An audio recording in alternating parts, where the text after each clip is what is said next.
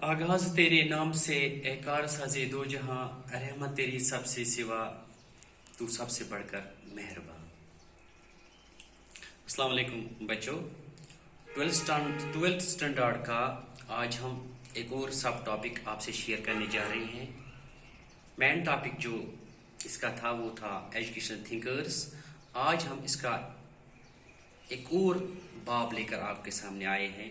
Mister John डेवे, उसका life sketch, उसकी personality के कुछ अहम वाक़ात। तो here we start. Mister John Dewey was born on 20th October 1859 in Billington, USA. He graduated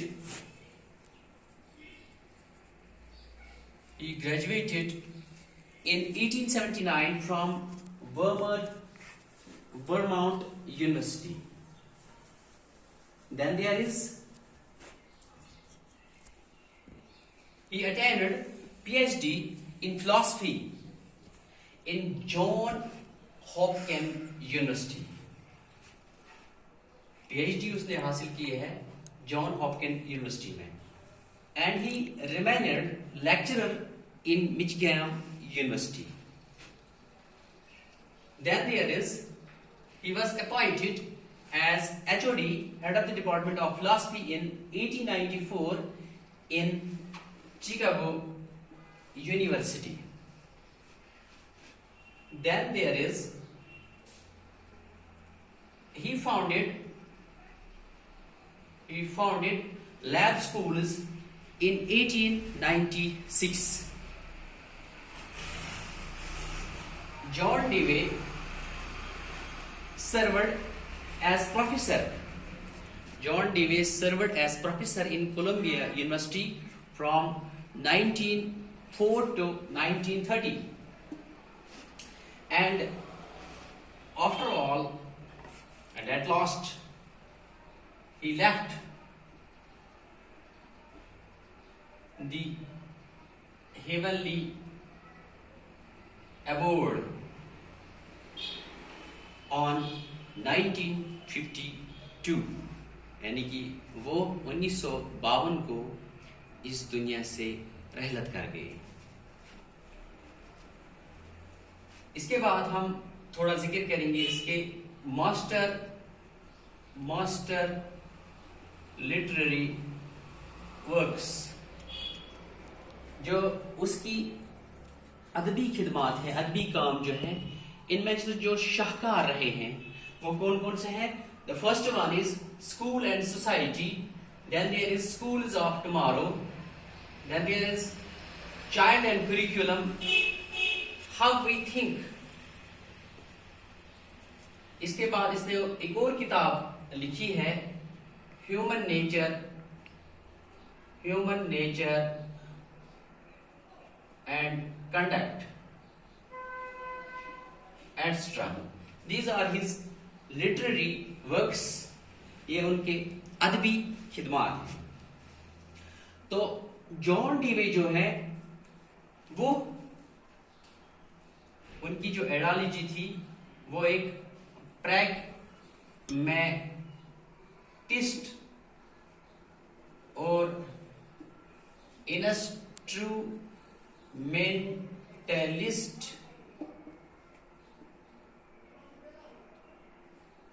psychologist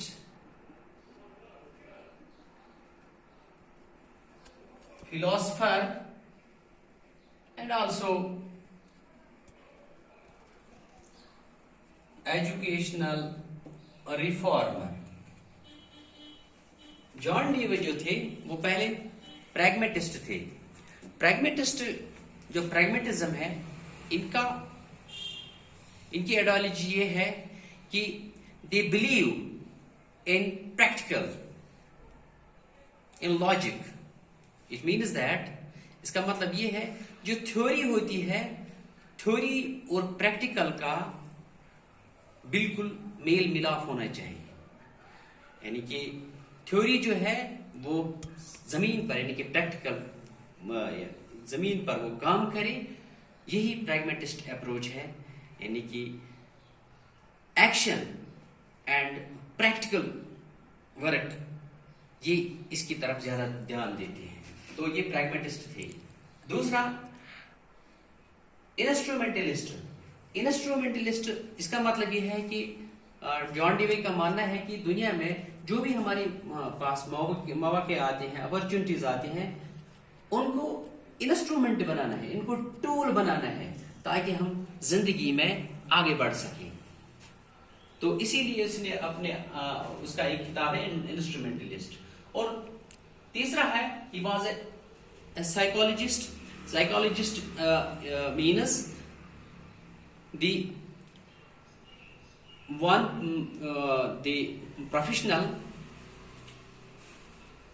professional who studies the behavior and mind, heart and soul, जिसकी study करे उसी को साइकोलॉजिस्ट कहते हैं। नफ्सियात और रूह जो है, इसकी जो स्टडी करे माइंड की, उसको साइकोलॉजिस्ट कहते हैं। इसके बाद है फिलोसफर, वो एक फलसफी भी थे और एजुकेशनल रिफॉर्मर भी वो थे। यानी कि एजुकेशन में उसने बहुत सारी रिफॉर्म्स किए हैं, बहुत सारे अच्छे अच्छे काम किए हैं जो काबिल तारीफ हैं। तो ये उसकी आइडियोलॉजी थी। तो इसके बाद जो जॉन डीवी का कहना है एजुकेशन के बारे में कि education is not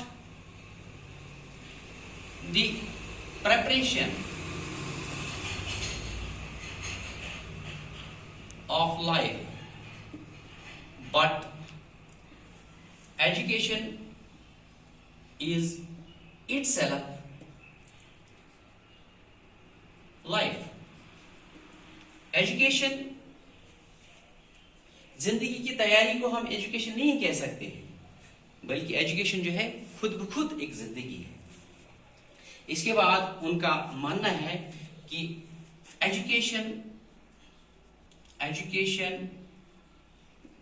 is the unlimited growth. Education means the unlimited growth. ये कौन सा ग्रोथ है? It is the growth of mind and heart. जो इंसान की नफ्सियात है, जो इंसान का रूह है, इसी का ग्रोथ है। इसका मतलब है कि जो इंसान के ख्यालात हैं, जो इंसान की फिलॉसफी है, जो इंसान की आइडियोलॉजी है, जो इंसान की विजडम है, जो इंसान के आउटलुक्स हैं, जो इंसान के नजरिए हैं, उनका ग्रोथ है। और जो इंसान का बिहेवियर है, जो इंसान के सेंटिमेंट्स है, जो इंसान के इमोशंस है, जो इंसान के जज्बात हैं, इन्हीं का ग्रोथ है। It is unlimited.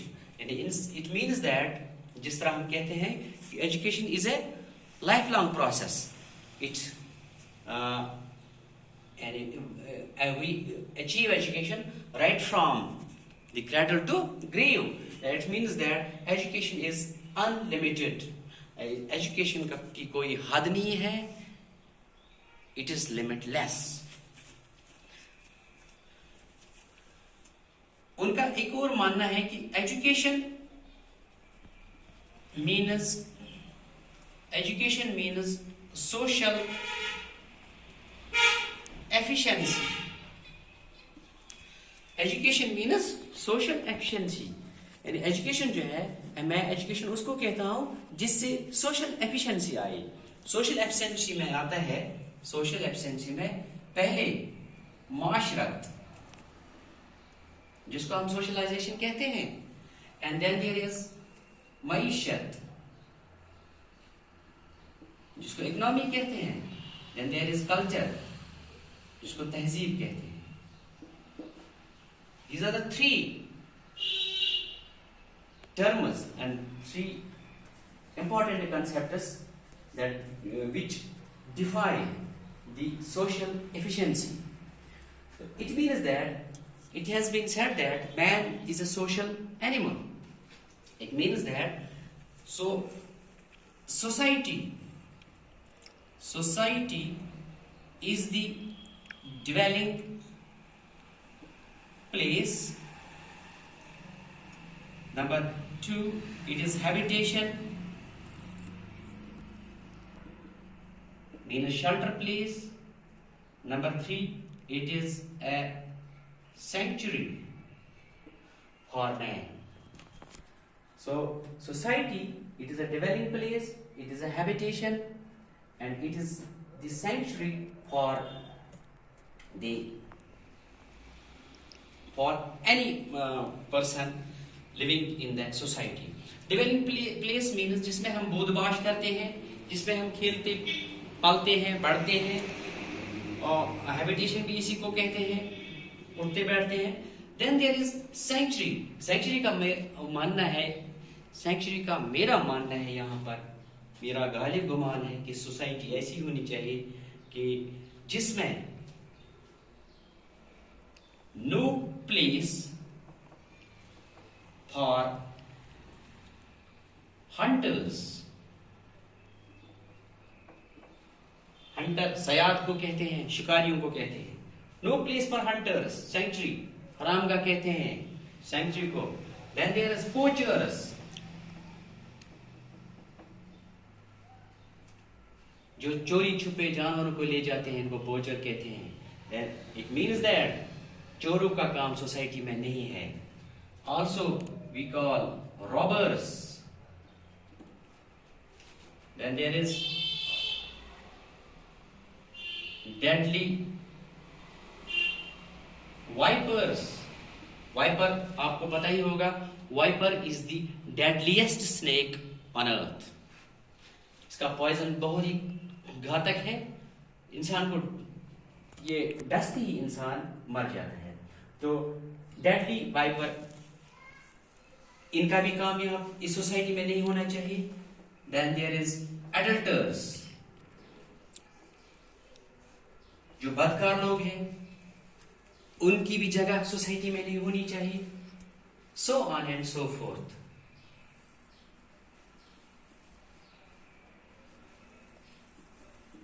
It means that हमारी सोसाइटी जो है वो बदकार, बदफितरत, मुजरिम, क्रिमिनल, जिनको कहते हैं रॉबर्स, चोर, डाकू, लुटेरे, लुच्चे, लफेंगे, इनसे पाक होनी चाहिए.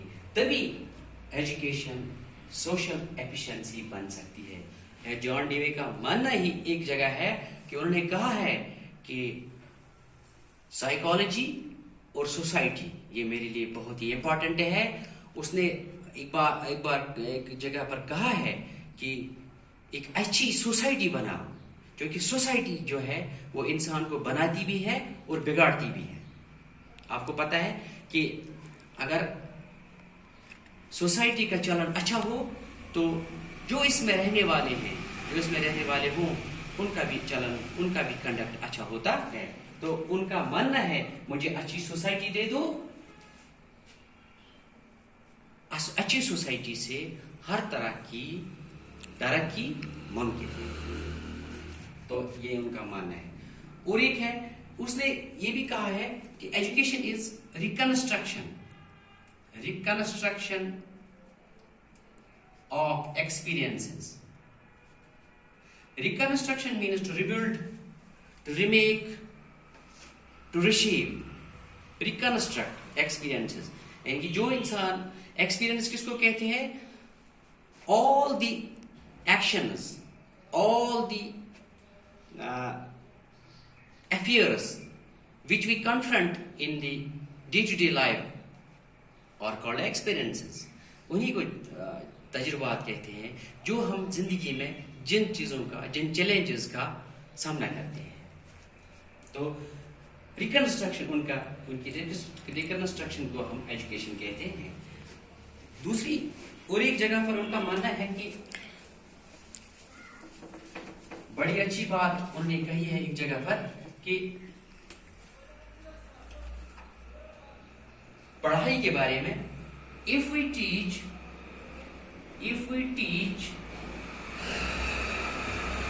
टुडे स्टूडेंट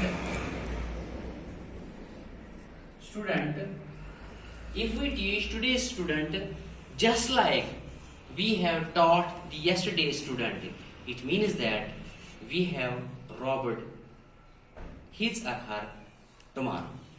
इसका मतलब यह है कि जिस तरह हमने आज के बच्चे को पढ़ाया है, अगर हमने इसी तरह जिस तरह हमने परसों के बच्चे को पढ़ाया है, यस्टरडेज, अगर हमने उसी तरह आज के बच्चे को, टुडेज, आज के बच्चे को पढ़ाया, तो इसका ये मतलब हुआ है कि आज के बच्चे का जो फ्यूचर है उस पर हमने शब खून मारा है. इट मीन्स दैट कि दिन ब दिन अपडेशन की जरूरत है, दिन ब दिन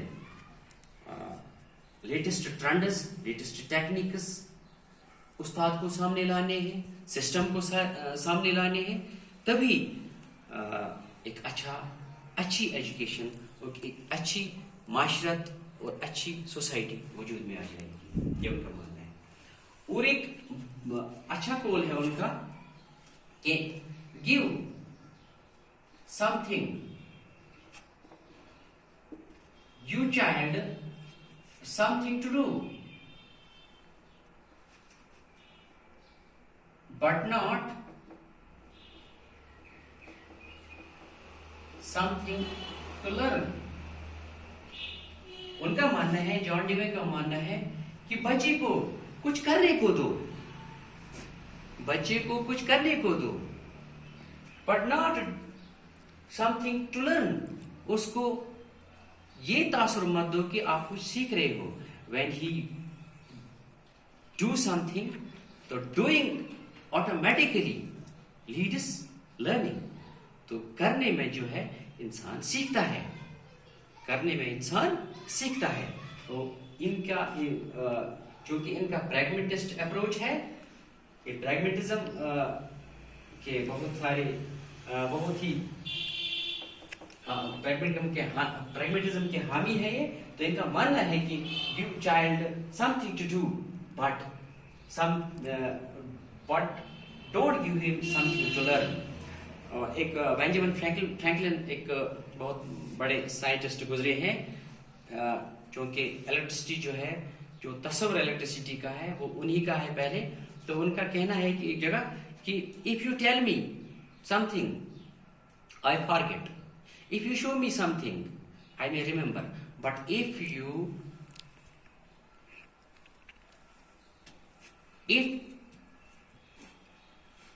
I do something I understand. ये उनका मानना है बेंजामिन फ्रैंकलिन. इसी तरह इनका मानना है कि करना, जो प्रैक्टिकल वर्क है, इसी से इंसान कुछ सीखता है. तो और एक बहुत ही अहम बात उनकी है कि failure is the instruction. Failure is the instruction और फेलियर इज इंस्ट्रक्टिव. फेलियर, इंसान जिंदगी में बहुत बार हार जाता है, लड़खड़ा जाता है, स्टम्बल जाता है. तो ये इंस्ट्रक्टिव है, इनसे हमें बहुत सारी सीख मिलती है, हिदायत मिलती है, सबक मिलता है इनसे, फेलियर से. So it means that we learn much more from failures than successes. इनका ये भी मानना है. और एक अहम गोल है उनका कि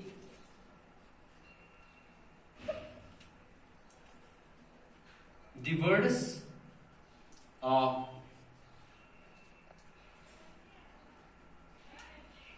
fruitless people are same as the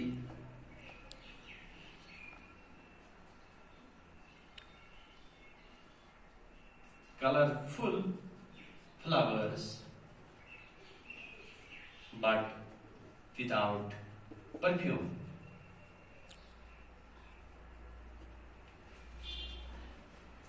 ज़िंदगी में कुछ लोग ऐसे होते हैं जो टॉकेटिव होते हैं, जो बातूनी होते हैं, उनकी बातों में कोई दम नहीं होता है, उनकी बातों में कोई सीख नहीं होती है। तो उनकी मिसाल उस जैसे फूल की है जो रंगीन तो लगता है लेकिन उसमें खुशबू नहीं होती है। तो आज के लिए बस इतना ही। आप मेहरबानी करके जो भी हम लेक्चर आपसे शेयर करते हैं, मेहरबानी करके इनको फिर ध्यान देकर कॉम्प्रिहेंड करके घर में देखिएगा। Best of luck.